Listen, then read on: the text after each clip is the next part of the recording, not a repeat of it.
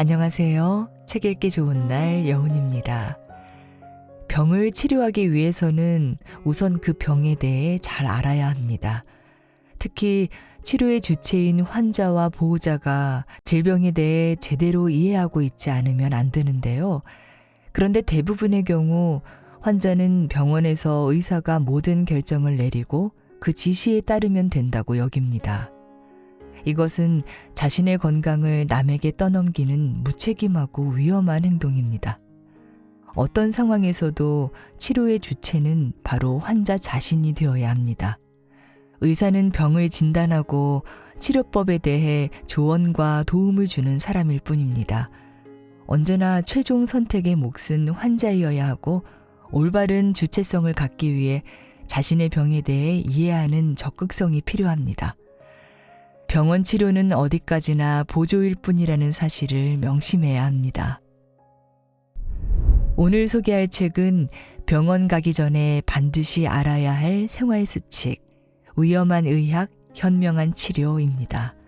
이 책에서는 병원 치료를 효과적으로 활용하기 위한 방법을 구체적으로 알려주고 있는데요. 3분 진료가 관행이 되다시피 한 의사와의 짧은 만남을 위해 무엇을 준비해야 하는지, 병을 진단하기 위해 실행하는 각종 검사와 검사 동의서는 꼼꼼히 확인해야 하며 간단한 수술이라도 수술을 하지 않고 안전한 방법으로 치료할 수 있는 길은 없는지 알아보아야 합니다. 우리는 일반적으로 아프면 병원에 가서 약을 먹고 수술을 해야 치료할 수 있다고 믿고 있습니다. 하지만 자신의 건강과 생명을 지키는 것은 바로 자신이고 의사는 단지 도와주는 역할일 뿐이며 환자 스스로가 치료의 중심에 서서 내 병은 내가 고친다는 적극적인 의지를 가질 때 건강을 지키고 치유를 앞당길 수 있을 것입니다. 자, 그럼 지금부터 병원 가기 전에 반드시 알아야 할 생활 수칙에는 어떠한 것들이 있는지 잠시 책 속으로 들어가 살펴보겠습니다. 오늘도 책 읽기 좋은 날과 함께 좋은 시간 보내세요.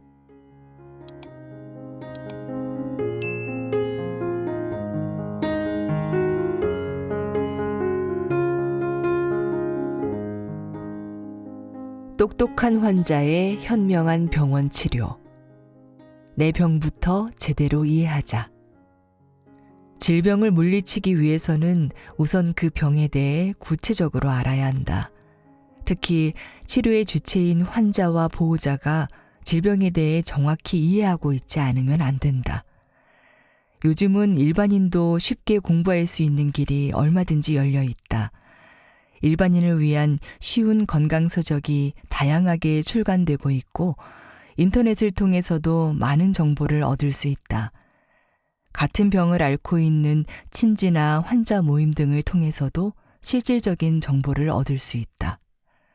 병원 치료를 시작하기 전에 우선 환자가 자신의 병에 대해 충분히 공부하고 어떤 것이 표준 치료인지를 알아야 한다. 정보와 지식을 갖춘 환자가 되는 것은 무엇보다 중요하다.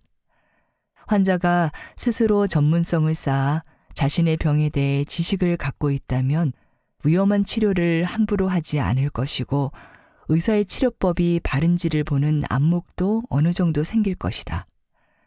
병원에만 전적으로 의지하지 않고 생활 면에서도 어떤 노력이 필요한지 알게 되면서 치유를 앞당길 수 있다. 세상에는 그 어떤 것도 쉽게 주어지지 않는다. 자신에게 가장 소중한 생명과 건강을 지키기 위해서는 그만한 노력을 할 각오를 해야 한다. 자신의 질병에 대해 공부하는 것이야말로 치유를 향해 가는 가장 중요한 첫걸음이다. 병원 진료, 꼼꼼히 준비하자. 의사와의 짧은 만남을 위한 준비가 필요하다. 병원에서 의사의 기본 진료 과정은 크게 4단계이다.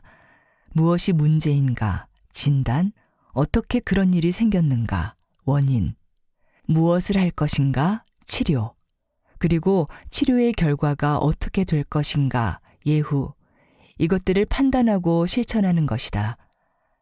병력, 검사, 진단, 결정을 의미하는 헤드 시스템에 따라 진료한다는 전문적인 표현을 쓰기도 한다. 의사의 이런 진료 과정을 이해하고 있으면 병원 진료를 보다 효율적으로 준비할 수 있다.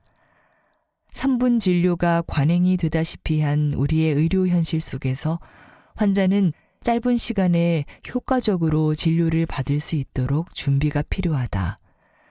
병원에 갈 때는 의사에게 질문할 내용을 미리 메모해 가고 상담한 내용을 기록할 필기도구도 준비하는 것이 좋다. 무엇보다 의사의 말에 주의를 기울이고 궁금한 것을 제대로 물어야 한다. 노인 환자나 의사의 설명을 제대로 이해하지 못하는 환자라면 보호자나 가족이 함께 상담에 임해야 한다. 자신의 병과 상태를 제대로 전한다. 의사는 문진, 즉 병력에 대해 묻는 것으로 진단을 시작한다. 이때 의사가 물어보는 사항은 환자의 주된 증상, 그 증상이 시작된 시기, 증상의 진행 과정, 다른 의료기관의 방문 여부 및 진료 의사의 소견과 치료 경과, 주된 증상 외에 환자가 불편을 느끼는 몸의 여러 증상들, 예전에 앓았던 병이나 현재 앓고 있는 병, 현재 복용 중인 약이나 건강기능식품의 이름과 복용량, 알레르기 체질 여부, 평소 즐기는 기호품, 직업, 가족의 병력, 여성의 경우 월경력과 임신력 등이므로 답변할 사항을 미리 생각해 두는 것이 좋다. 특히 다른 병으로 현재 치료 중이거나 복용 중인 약물, 특정 약물에 대한 알레르기 경험, 그 외 특이한 병력에 대해서는 의사에게 정확히 알려주어야 한다. 미리 병의 경과를 깔끔하게 기록한 후 의사에게 보여주는 것도 짧은 진료 시간을 효율적으로 활용하는 방법이다. 의사가 문진을 할 때는 가능한 한 간략하게 답변하는 것이 좋고 질병과 큰 상관이 없어 보이는 물음에 대해서도 성심껏 답변하도록 한다. 환자가 이해를 하지 못할 뿐이지 질병과 관련이 있는 질문일 것이다. 이를테면 직업은 질병과 큰 관련이 없어 보이지만 때로는 발병의 중요한 요인이 되기도 한다. 치료 과정을 이해할 수 있도록 구체적으로 묻는다.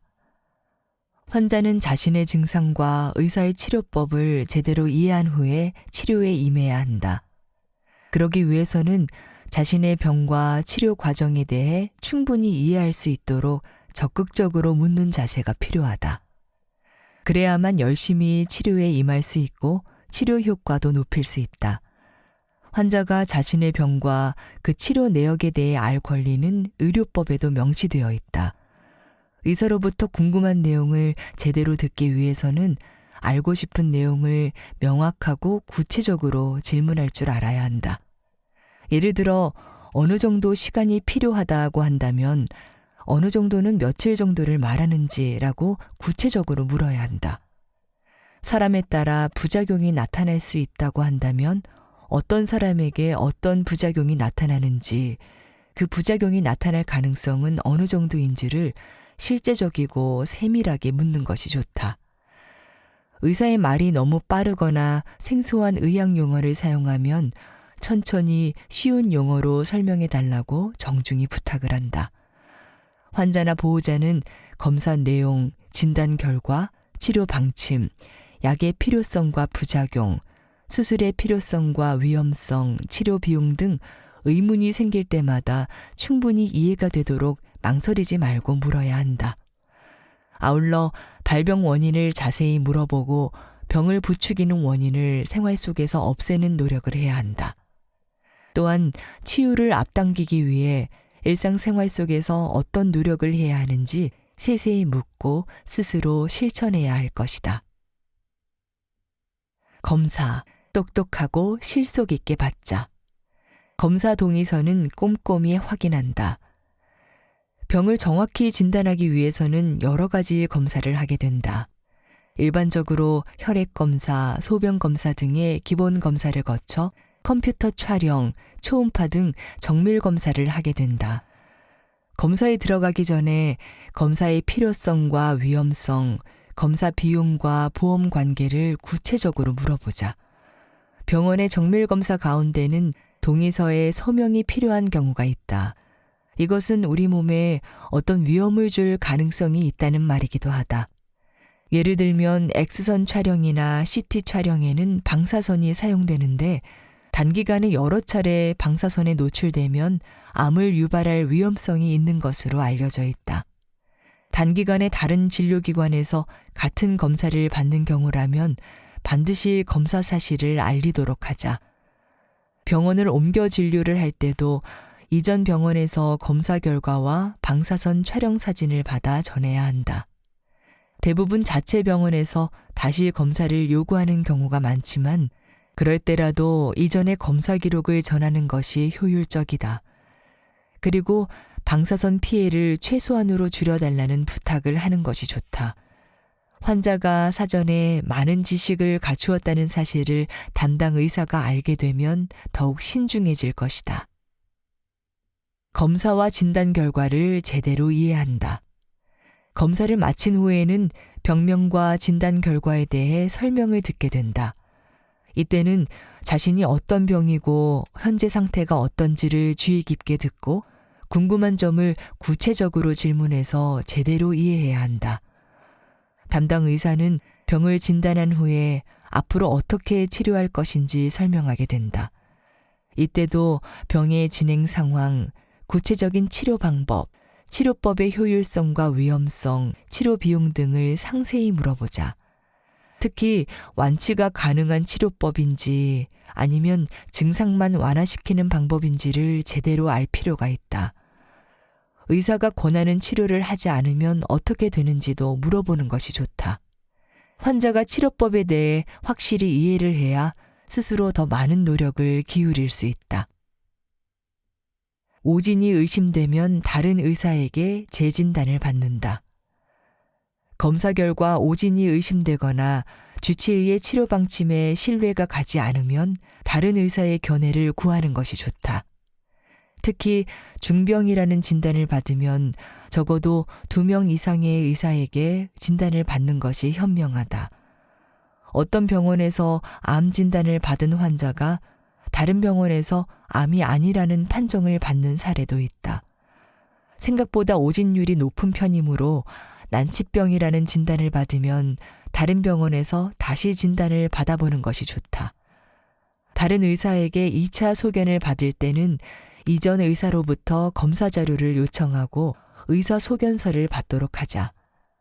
정보를 정확히 전달할 수 있고 검사 비용도 어느 정도 줄일 수 있다. 진료 기록을 복사해달라고 요청할 수도 있다. 다른 병원에서 진단을 다시 받겠다는 말을 하는 것이 민망하다고 해서 의심스러운 상황을 그대로 넘어가는 일은 없어야 한다. 까다로운 환자라고 취급받는 것을 두려워해서는 안 된다. 수술, 신중하게 결정하자. 수술 사망률과 실패율을 점검한다. 담당 의사로부터 수술을 해야 한다는 말을 들으면 신중하게 생각해야 한다. 생명이 위급한 상황이 아니라면 의사로부터 수술 권유를 받고 바로 그 자리에서 결정할 필요가 없다. 자신의 질병과 받게 될 수술에 대해 자세하게 알아본 후 환자 스스로 결정해야 한다. 우선 해당 수술에 대한 바른 정보를 얻기 위해 담당 의사에게 자세히 물어보자. 현재 자신의 질병이 생명이 위험한 정도인지, 수술을 받지 않으면 어떻게 되는지, 치유를 위해 반드시 필요한 수술인지, 수술 후 질병 상태는 어떻게 변하는지를 정확히 알아보자.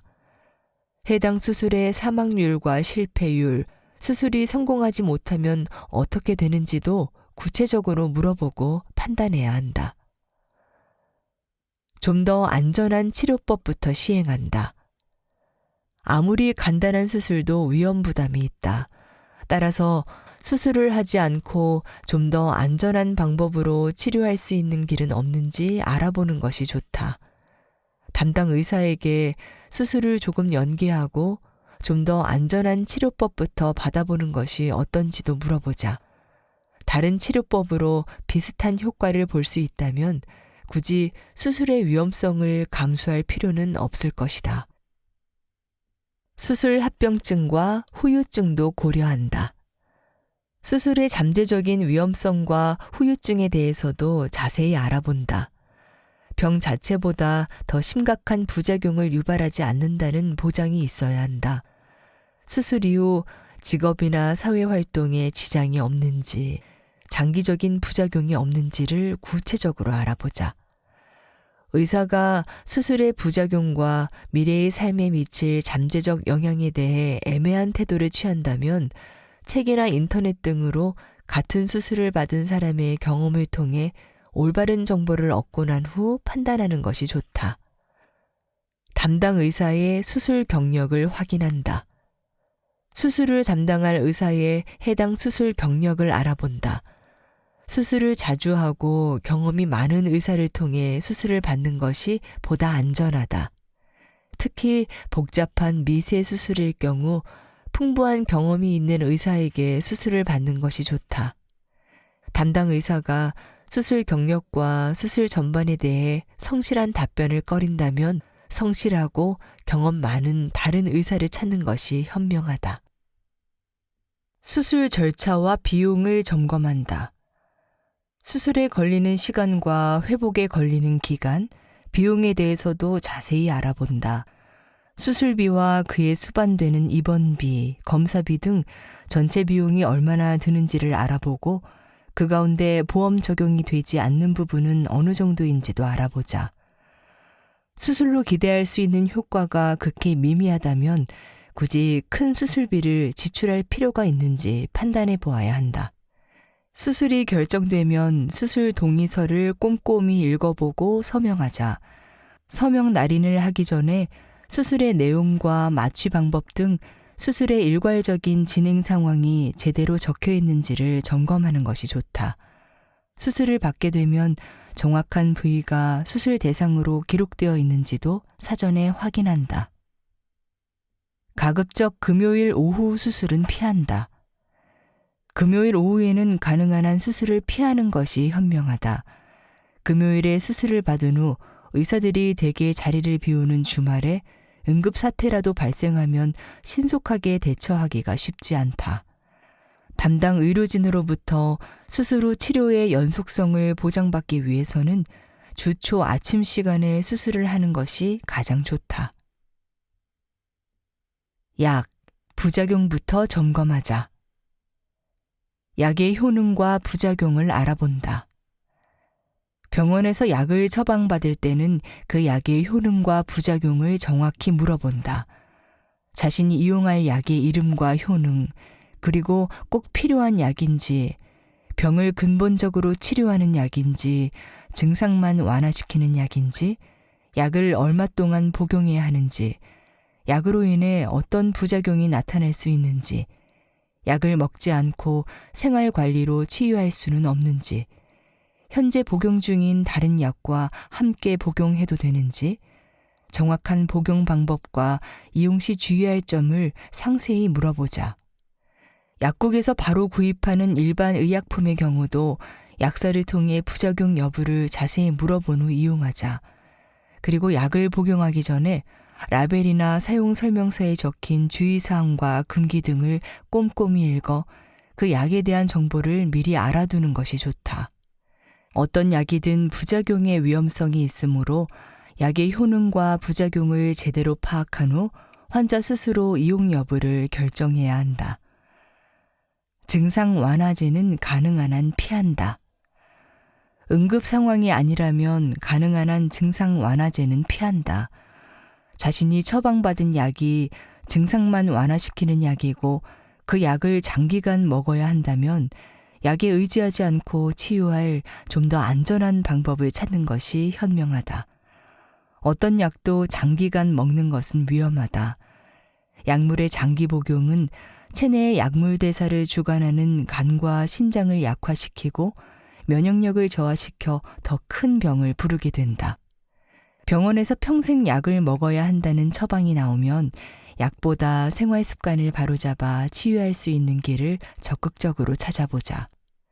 오늘날 문제가 되는 대부분의 만성병은 잘못된 생활 습관을 바로잡으면 나을 수 있는 생활 습관병이므로 생활 교정을 하는 것이 근본적인 치유법이다. 주사제는 먹는 약보다 위험하다. 주사제는 먹는 약과 달리 혈액을 통해 작용 부위에 신속하게 도달하므로 빠르게 효과를 내지만 독성 면에서는 간에서 해독 과정을 거치지 않기 때문에 부작용이 심각하게 나타날 수 있다. 염증이나 신경장애, 심할 경우 치명적인 쇼크가 오기도 한다. 주사를 맞은 후 급성 쇼크로 사망하는 경우도 있다. 또한 비용도 더 많이 들고 오염된 주사기로 병원체가 전염될 위험성도 있다.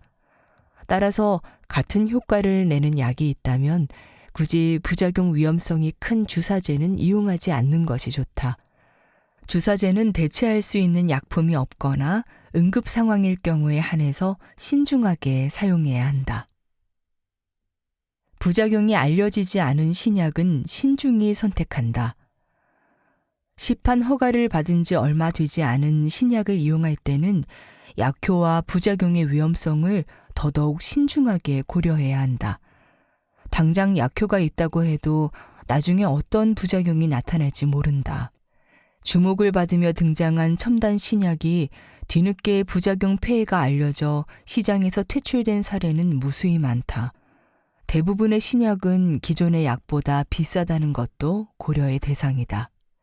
병원에서 신약을 처방받을 때는 미리 의사에게 그 약이 기존의 약과 비교해 어떤 장단점이 있는지 구체적으로 물어보자. 생명이 위급한 상황이 아니라면 부작용이 비교적 자세히 알려진 기존 약품을 이용하는 것이 현명하다. 단순한 약 처방을 부탁한다. 여러 가지 약을 함께 먹는 것은 매우 위험하다. 체내에서 약물이 상호작용하면 대부분의 경우 부작용의 위험 부담이 커지게 마련이다. 한 가지 약을 복용하는 것에 비해 두 가지 약을 함께 먹으면 부작용 발생률이 2배, 3배로 커질 수 있다. 따라서 병원에서 약을 처방받을 때는 가능한 한 불필요한 약은 배제하고 처방을 단순화해 줄 것을 부탁하자. 병원에서 약물 치료를 하고 있는 만성 질환자가 약국에서 일반 의약품인 감기약이나 진통제를 임의로 구입해 이용하는 것도 위험하다.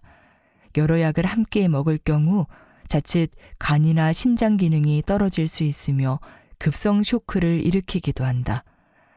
여러 가지 질병으로 부득이 많은 약을 먹어야 하는 상황이라면 먼저 증상이 심한 병부터 치료를 해서 많은 약을 한꺼번에 먹는 것은 피하자.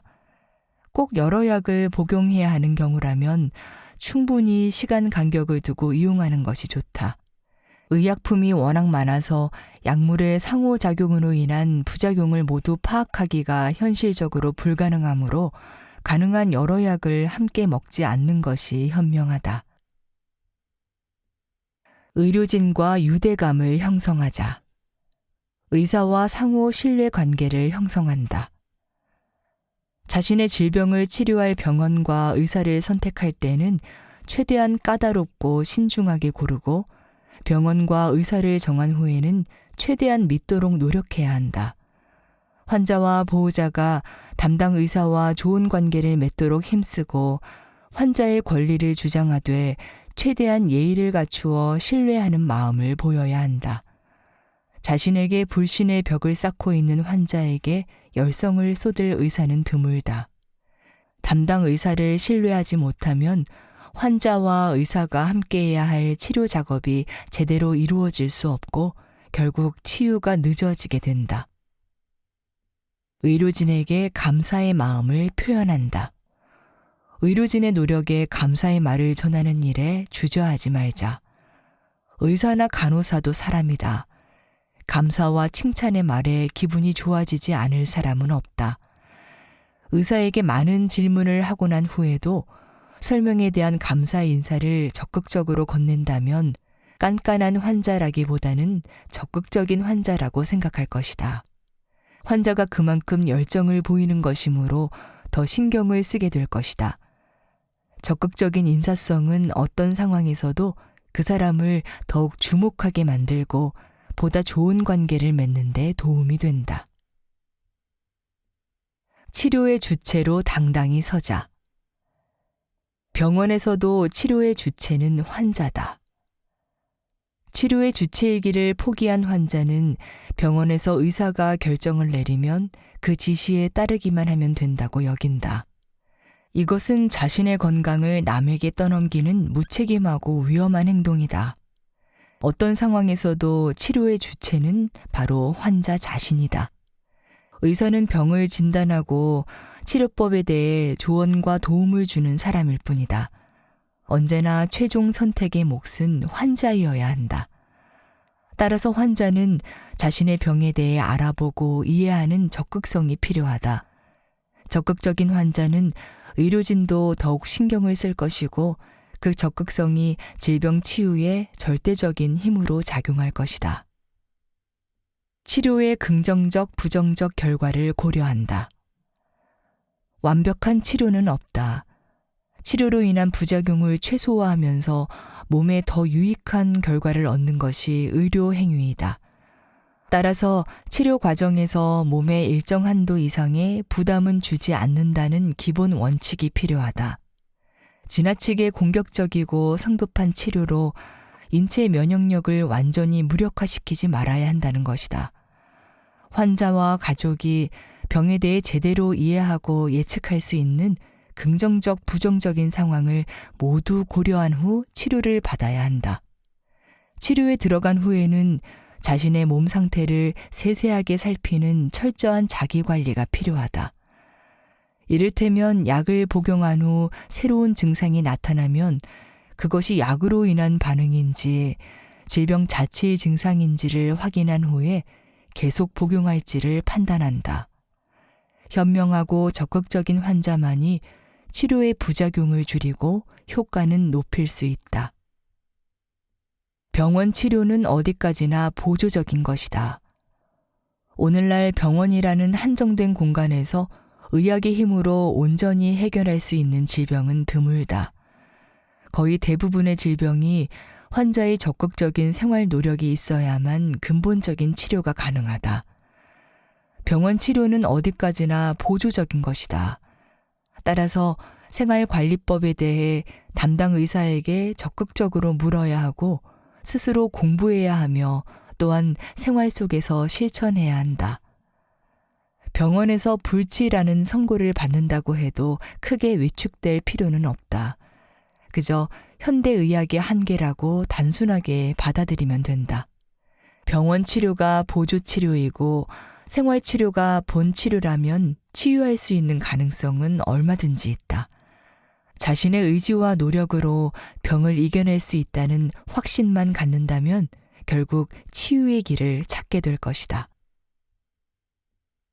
병원에 기대지 않는 탈의학화. 오늘날 현대의학은 기술 만능주의, 과잉치료, 고비용 저효율 구조 등 분명한 한계를 드러내고 있다. 뿐만 아니라 공격적이고 근시안적인 치료를 통해 오히려 병을 키우거나 만들어 온 것도 부인할 수 없는 사실이다. 이 위험한 의학의 또 하나의 횡포는 사람들은 병원에만 의지하게 만들었다는 것이다. 현대의학은 의료 소비자가 자기 질병에 대해 방관하고 건강에 대해 주체성을 상실하도록 유도해왔다. 아프면 병원에 가서 약을 먹고 수술을 해야 치료할 수 있다는 고정관념을 사람들의 잠재의식 속에 심은 것이다. 그 결과 우리가 생활 속에서 키워야 할 건강에 대한 관리 능력은 사라지고 오직 병원과 의사에게 전폭적으로 기대려는 의존성만 커져왔다. 현대의학을 맹신하게 만들었고 의학적 조치만이 건강을 회복하는 유일한 길이라는 그릇된 편견을 심어놓은 것이다. 이제 현대의학의 그늘에서 벗어나야 한다. 더 이상 병원이나 의사가 내 몸의 주인 행세를 하지 않도록 해야 한다. 의료 소비자가 바른 건강관과 질병관을 갖고 현대의학에 대한 맹신에서 벗어나 스스로 건강을 지키는 주체로 당당히 서야 할 것이다. 자신의 건강은 자신이 가장 잘 돌볼 수 있다. 아침형 인간이 있는가 하면 저녁형 인간이 있고, 추위를 많이 타는 사람이 있는가 하면 더위를 많이 타는 사람도 있다. 또 활동적인 운동이 맞는 사람이 있는가 하면 비교적 정적인 운동이 맞는 사람도 있다. 자신이 어떤 유형의 인간이고 어떻게 건강관리를 해야 좋은지를 가장 잘 아는 사람은 바로 자신이다. 따라서 스스로 건강한 몸을 유지하기 위한 균형 감각을 키워야 하고, 질병에 걸리지 않기 위해서 일상생활 속에서 끊임없는 노력을 기울여야 한다. 보다 건강한 삶을 위해서 의료 소비자 스스로 건강을 지키는 적극적인 주체가 되어야 한다. 질병을 치유할 때도 병원의 지시에 전적으로 의지하는 수동적인 환자가 아니라 적극적이고 똑똑한 의료 소비자가 되어야 한다. 자신의 건강과 생명을 지키는 것은 바로 자신이고, 의사는 단지 도와주는 역할을 할 뿐이다. 환자 스스로가 치료의 중심에 서서 내 병은 내가 고친다는 적극적인 의지를 가질 때 건강을 지키고 치유를 앞당길 수 있다. 질병은 분명 우리에게 고통을 준다. 그러나 병을 너무 부정적으로만 보지 말고 잘못된 생활에 대한 인체의 경고라고 받아들이는 자세가 필요하다. 질병을 마냥 불행하고 부당한 것으로 보는 태도는 치유의 걸림돌만 될 뿐이다. 질병을 변화를 부르는 강력한 자극이라고 여기고, 자신에게 왜 이런 병이 생겼는지 점검하면서 생활을 근본적으로 변화시켜야 한다. 긍정적으로 해석하면 질병이란 자신의 삶의 질을 더 높은 차원으로 발전시켜주는 계기라고도 할 수 있다. 그래서 난치병을 이겨낸 사람들은 한결같이 병을 통해 자신의 잘못된 생활을 돌아보고 변화시켜 더욱 건강한 삶을 살 수 있게 되었다고 하는 것이다. 병을 새롭게 인식하는 긍정적인 시각이 필요하다. 현대의학과 병원에만 의존해온 우리가 건강에 대한 주체성을 회복할 때 우리 사회는 좀 더 건강해질 수 있을 것이다. 생활치료의 참된 가치. 사람들은 대개 병에 걸리면 어느 날 갑자기 발병한 것이라고 생각한다. 그러나 대부분의 질병은 자신의 생활 속에서 조금씩 자라온 것이다. 스스로 깨닫지 못할 뿐이지 자신의 나쁜 생활 습관이 쌓여 병으로 나타나게 된다. 특히 오늘날 문제가 되고 있는 대부분의 만성병은 생활습관병의 대표적인 예이다. 심장병, 뇌졸중, 당뇨병, 고혈압, 아토피, 암 등의 공통점은 모두 해로운 생활 양식에서 비롯된 것이다. 따라서 질병을 유발하는 나쁜 생활 습관을 바꾸어야 병을 근본적으로 치유할 수 있다. 그리고 평소 올바른 생활 습관을 갖는 것이 병의 고통으로부터 벗어나는 가장 현명한 길이다. 세계적인 면역학자이자 일본 니카타 대학 의치학 종합연구과 교수인 아보 도오루는 생활치료의 중요성을 이렇게 말한다. 생활을 개선하지 않고 단지 수술만으로 암이 나았다는 소식을 접하면 조금 걱정스러울 때도 있다. 발병 원인이 사라지지 않았기 때문이다. 이런 경우 어쩌면 1, 2년 뒤에 재발할지도 모른다. 최근에 조기 발견과 조기 치료가 활발하게 이루어지고 있지만 암으로 인한 사망률은 상승하고 있다. 원인을 제거하지 않은 암 치료는 의미가 없다. 병을 부추기는 잘못된 생활 습관을 바로잡지 않는 한 근본적인 치유를 기대할 수 없다는 말이다. 생활 습관이 중요하다는 것은 결코 새로운 이야기가 아니다. 지금까지 계속 강조되어 온 건강 상식이다. 그럼에도 사람들은 그 중요성을 제대로 깨닫지 못한다. 불규칙하게 생활하고 인스턴트 식품으로 적당히 끼니를 때우며 성공에 집착하면서 과로하고 편안함만을 쫓아 반자연적인 생활을 한다. 그러다 건강에 문제가 생기면 병원에서 쉽게 해결하려고 한다. 대부분의 사람들이 자신의 생활을 되돌아보려는 노력은 뒷전으로 미루고 현대의학에만 의존하려는 경향이 있다. 병원이나 의학에 지나치게 의존하는 경향이 오히려 더 큰 불행을 낳고 있다. 나쁜 생활 습관을 바로잡아야 낫는 생활 습관병을 약으로 잠시 억누르려 하거나 병원에서만 해결하려는 안일한 자세가 의원병을 만들고 있는 것이다. 혈관에 지방이 쌓여 막히는 동맥경화증을 예로 들어보자. 많은 사람들이 약이나 병원만 믿고 육류나 기름진 음식을 마음껏 먹는다. 현재 혈중 콜레스테롤을 감소시키는 약, 관상동맥 우회 수술, 혈관 성형 수술 등이 시행되고 있지만 무사히 수술을 마친다고 해도 이것은 겨우 몇 년 정도 유지되는 일시적인 방법이다. 병을 부르는 생활 습관을 바꾸지 않는 한 어떤 탁월한 의학도 병을 완치시킬 수는 없다. 그러나 잘못된 생활 습관을 고친다면 부작용의 위험도 없고 그 효과도 영구적이다. 첨단 의학적 처방보다 생활 습관의 변화가 더 막강한 효과를 발휘한다. 앞으로 의학이 아무리 발달한다고 해도 병의 원인인 나쁜 생활 습관을 고치는 것보다 효과적이고 안전하지는 않을 것이다. 오늘날 우리를 괴롭히는 질병이 대부분 생활 속에서 싹튼 것이라면 생활 습관을 바꾸면 다시 건강해질 수 있다는 말이기도 하다. 따라서 질병을 마냥 불행한 것으로 받아들이지 말고 생활 습관을 바꾸라는 인체의 경고로 받아들이자. 의사나 약을 찾기 전에 먼저 스스로 자신의 생활 전반을 점검해보고 현재 병원에 다니고 있더라도 생활 관리를 병행해 나가야 한다. 나쁜 생활 습관 속에서 조금씩 자라는 병을 쉽고 빠르게 해결하려는 생각을 버리고 병을 일으키는 잘못된 습관을 하나씩 바로잡아 나가자. 그것이 병을 치유하는 근본적인 길이다. 건강에는 왕도가 없다. 쉽고 빠르게 약간의 노력으로 영구적인 건강을 보장받을 수 있는 길은 그 어디에도 없다. 자신의 생활 속에서 평생 관리하고 노력하는 사람에게 주어지는 것이 바로 건강이다. 건강한 생활을 실천하기 위해서는 스스로 끊임없이 노력해야 한다.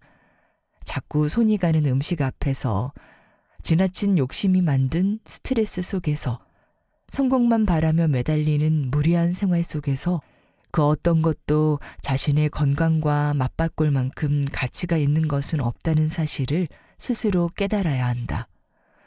병을 부추기는 해로운 생활 습관을 바로잡는 것만이 건강을 지키는 유일한 길이다. 그 사실을 염두에 두고 실천 의지를 북돋워야 한다. 스스로 가정의사가 되어 섭생을 비롯한 생활 패턴을 건강하게 바꾸고 일상생활이 모두 치료의 과정이라 여기고 꾸준히 실천할 때 질병의 고통에서 보다 빨리 그리고 완전하게 벗어날 수 있을 것이다. 진정한 치유의 열쇠, 면역력.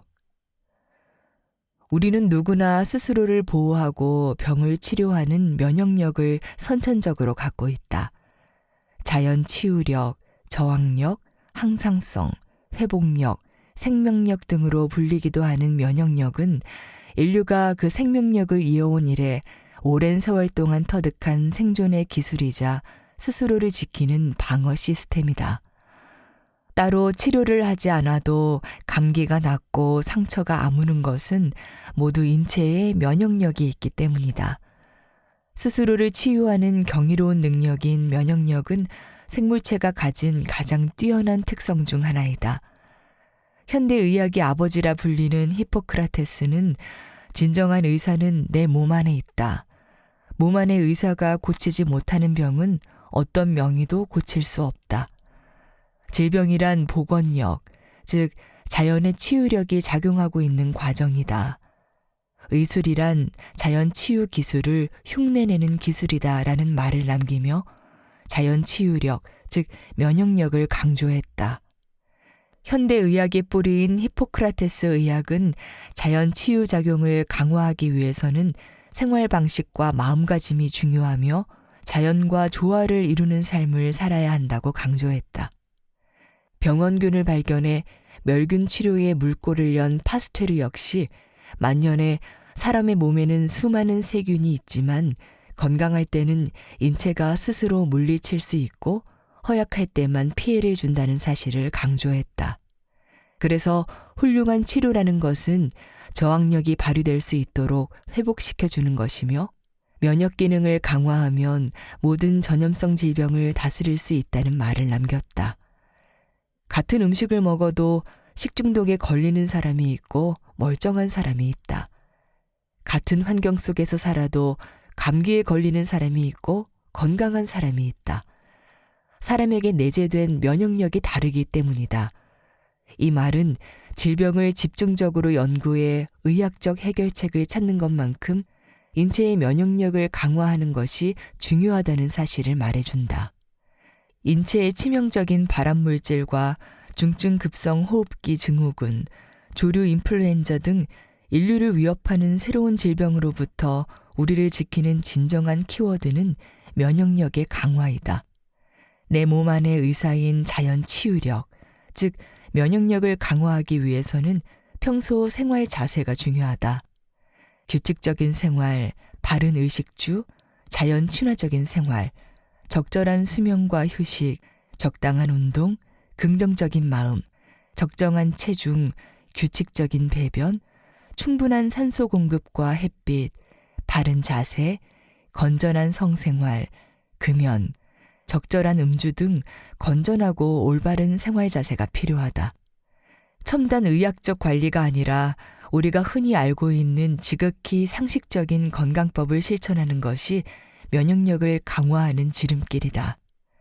일상생활 속에서 절제된 생활과 정신적인 만족, 자연의 순리를 따르는 삶이 면역력을 배가시키는 핵심 키워드이다.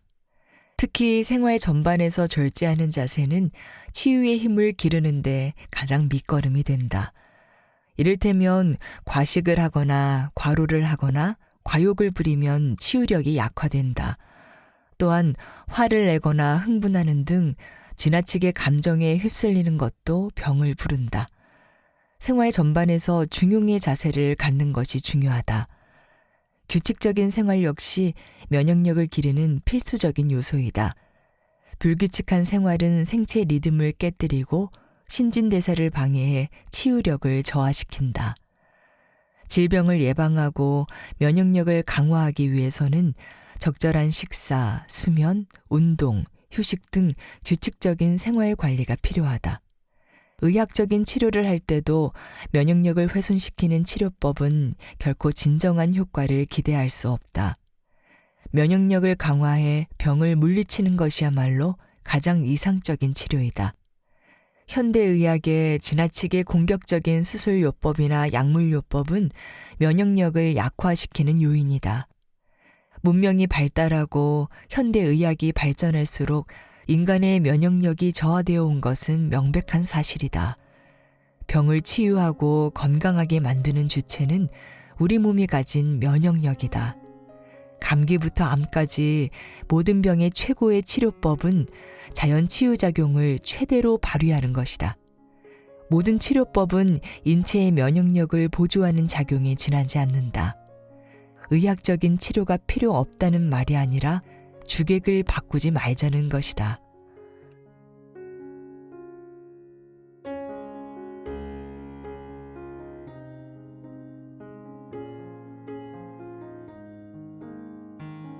책 읽기 좋은 날, 오늘은 여기까지입니다. 안온하고 평안한 시간 되세요. 감사합니다.